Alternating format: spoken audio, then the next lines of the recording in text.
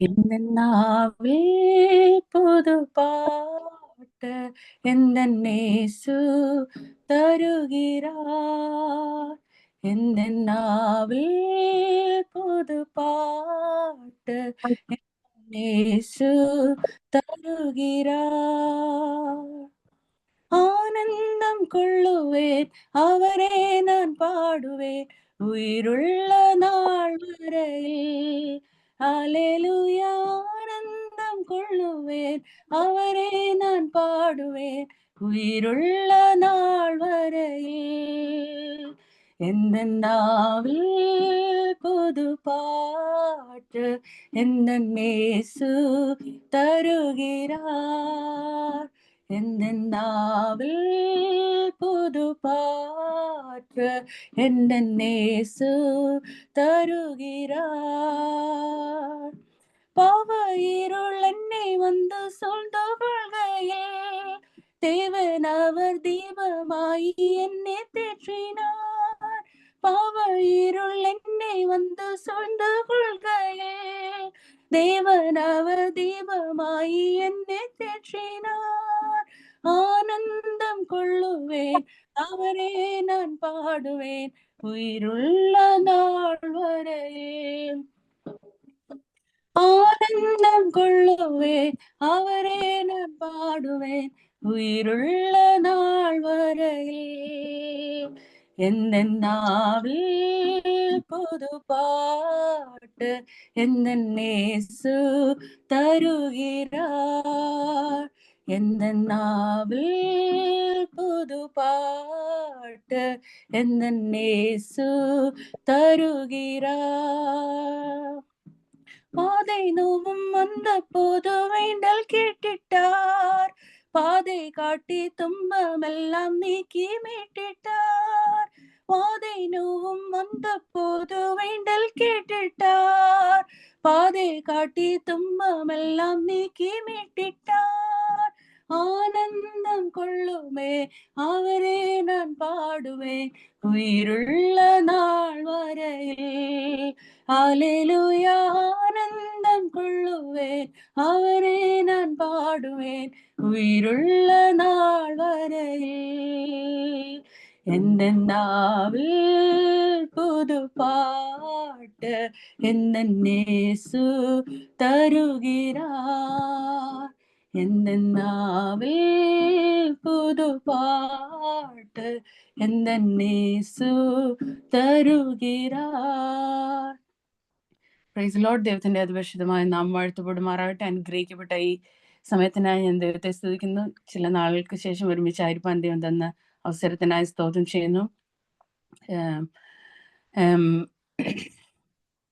കുറെ അധികം നാളായി ഫയർ ഗ്രൂപ്പിലെ മീറ്റിങ്ങിന് കൂടിയിട്ട് ഞങ്ങളുടെ ടൈം സ്കെഡ്യൂൾ അത് അനുവദിക്കത്തില്ല. കാരണം ഡ്യൂട്ടി കഴിയുമ്പോഴേക്കും മീറ്റിംഗ് തീരും. പിന്നെ രാവിലത്തെ മീറ്റിങ്ങിനാണെങ്കിൽ ഞങ്ങൾക്ക് അതേ സമയത്ത് പ്രെയർ ഉണ്ട്. അപ്പം അതുകൊണ്ടാണ് മീറ്റിങ്ങിൽ ജോയിൻ ചെയ്യാൻ പറ്റാത്തത്. പക്ഷെ എല്ലാവരും അങ്ങോട്ടും ഇങ്ങോട്ടും ഓർത്ത് പ്രാർത്ഥിക്കാൻ കഴിയുന്നത് ദൈവത്തിന്റെ കരുണയാണ്, ദൈവത്തിന്റെ വിശ്വസ്തയാണ്. ഞാൻ ദൈവത്തിന് പറയുന്നു. ഞാൻ സാക്ഷ്യം പറയുമ്പം സിമിലർ ടു നിബി പറഞ്ഞതായിട്ട് നിങ്ങൾക്ക് തോന്നും. ബിക്കോസ് ഞങ്ങൾ രണ്ടുപേരും ഈ കോൺഫറൻസിനെ പറ്റിയാ പറയുന്നത്. ഞാൻ ലാസ്റ്റ് ജൂലൈ ഓഗസ്റ്റിൽ നാട്ടിൽ പോയായിരുന്നു. നാട്ടിൽ പോയിട്ട് എല്ലാവരും എന്നെ പ്രാർത്ഥിച്ചു വിട്ടു. ആൻഡ് അത് ഹോളിഡേയ്സ് അത് ഏറ്റവും അനുഗ്രഹമായിരുന്നു. ഞാൻ സന്തോഷമായിട്ട് മടങ്ങി വന്നു.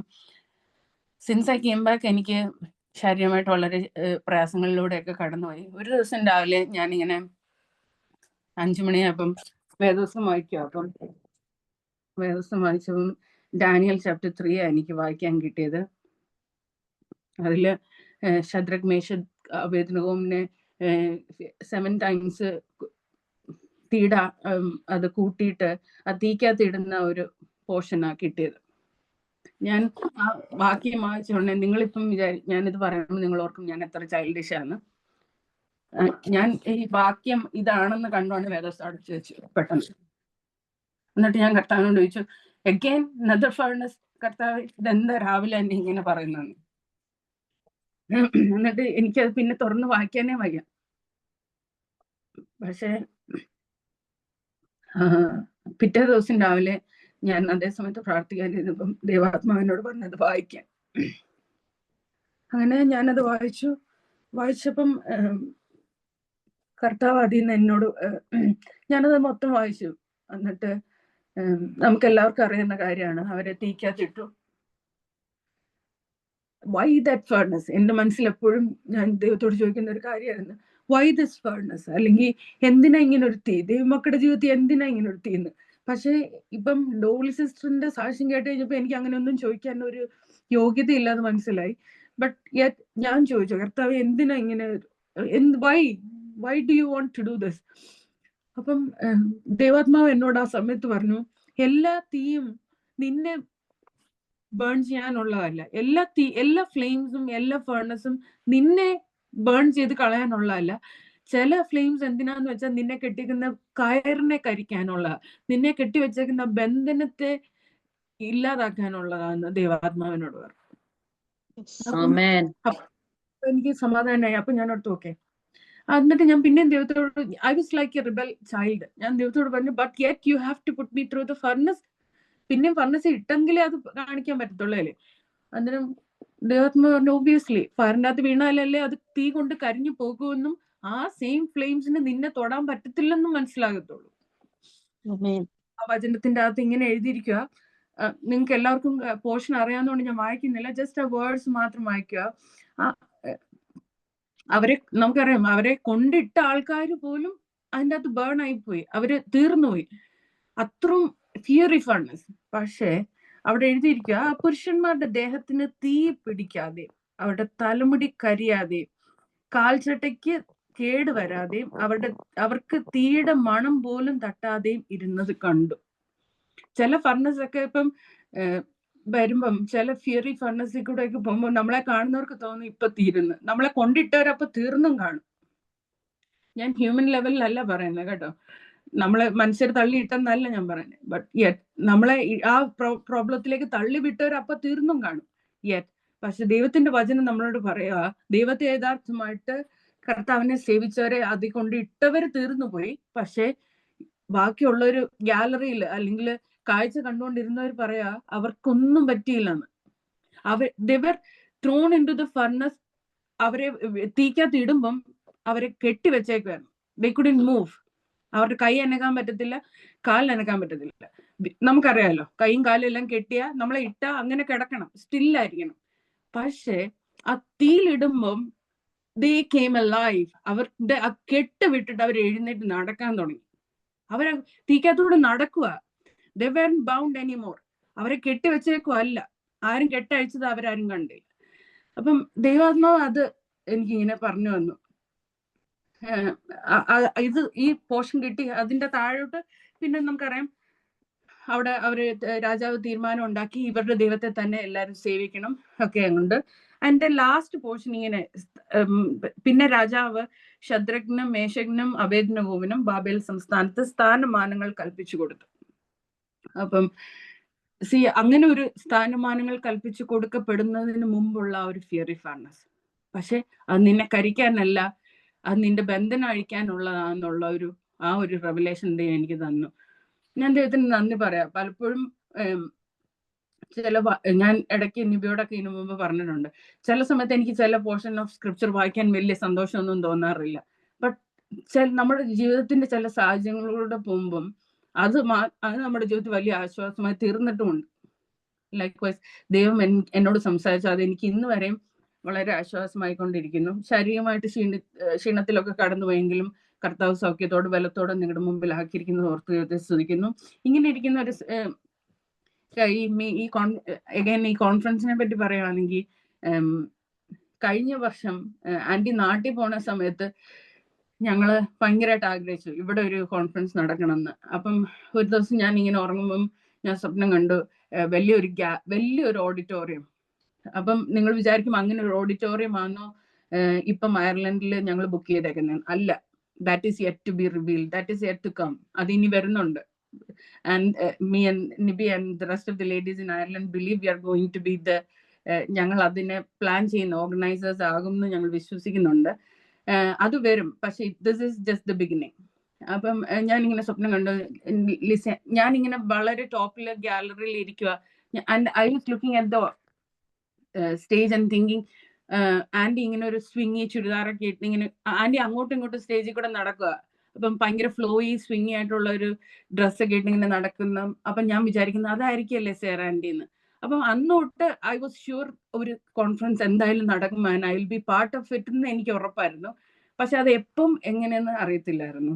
ആൻഡ് ഇന്ത്യ വെക്കാം, ഇന്ത്യ പോവാന്നൊക്കെ പറയെങ്കിലും ഞാൻ ഓൾവേസ് തോട്ട് എങ്ങനെ പറ്റും കർത്താവേ, പിള്ളേരെ ഇട്ടിട്ട് എങ്ങനെ അങ്ങനെ ഓടിപ്പോവാൻ പറ്റുമോ, എങ്ങനെ എന്നൊക്കെ കുറെ ക്വസ്റ്റ്യൻസ് മനസ്സിലുണ്ടായിരുന്നു. ഈവൻ ദിസ് ടൈം ആന്റി ഇങ്ങോട്ട് വരികയെന്ന് പറഞ്ഞപ്പോഴും നിബി പറഞ്ഞ പോലെ ഞാൻ ആരെയും ഡിസ്കറേജ് ചെയ്ത് ഒന്നും പറഞ്ഞില്ല. ഇതെല്ലാം എന്റെ മനസ്സിൽ കൂടെ ഉണ്ടായിരുന്നു. ഇതെല്ലാം എങ്ങനെ എല്ലാം എങ്ങനെ അറേഞ്ച് ആവും എന്നുള്ളൊരു ഭാരം മനസ്സിലുണ്ടായിരുന്നു. പക്ഷെ നിബി പറഞ്ഞ പോലെ കഴിഞ്ഞ വർഷം ഒരു ദിവസം വണ്ടി ഓടിച്ചു പോകുമ്പം ഇങ്ങനെ ഞാൻ ദൈവത്തോട് ചോദിച്ചു, പലതും മനസ്സിലാഗ്രഹമുണ്ട്, പക്ഷെ എങ്ങനെ, ബട്ട് ഹൗ ലോഡ്. അപ്പം കർത്താവ് പറഞ്ഞു, ഒരു അടുപ്പ് കൂട്ടാൻ 3 കല്ല് മതി. അപ്പൊ ഞാനൊരു പെട്രോൾ സ്റ്റേഷന്റെ അടുത്ത് എണ്ണ അടിക്കാൻ കയറുക. അപ്പൊ കർത്താവ് പറയുന്നത് ഒരു അടുപ്പ് കൂട്ടാൻ 3 കല്ല് മതിയെന്ന്. എനിക്ക് ഭയങ്കര അത്ഭുതമായിട്ട് തോന്നി. ബിക്കോസ് അതൊരു പുതിയ കാര്യമല്ല, നമുക്ക് എല്ലാവർക്കും അറിയാം. അതെന്താ അപ്പൊ എന്നോട് അത് കർത്താവ് പറഞ്ഞതെന്ന് എനിക്കറിയത്തില്ല. ഞാൻ അത് വീട്ടിൽ വന്നപ്പം നിബിയോടൊക്കെ സംസാരിച്ചതൊക്കെ പറഞ്ഞു, ഡാലിയനോട് അത് ഷെയർ ചെയ്തിട്ടുണ്ട്. പക്ഷെ ഇന്നലെ രാത്രി നിബി ഇത് പറയുമ്പോൾ മാത്രമാണ് ഞാൻ പിന്നീട് ആ ഒരു ദൈവശബ്ദം കേട്ടതിനെ പറ്റി ഓർക്കുന്നത്. അപ്പം ഞങ്ങളുടെ ജീവിതത്തിൽ അത് വലിയ അനുഗ്രഹമായി. കർത്താവിന് ഒബീഡിയന്റ് ആയിട്ടുള്ള ഒരാളെ മതി. എന്നെ ഒത്തിരി ഇൻഫ്ലുവൻസ് ചെയ്യുന്ന സേർ ആന്റിയുടെ, ഷീസ് വെരി ആന്റി ഇരുത്തിക്കൊണ്ട് ഞാൻ പറയല്ല, ബട്ട് എന്നെ ആന്റി എങ്ങനെ ഇൻഫ്ലുവൻസ് ചെയ്തെന്ന് ഞാൻ പറയാം.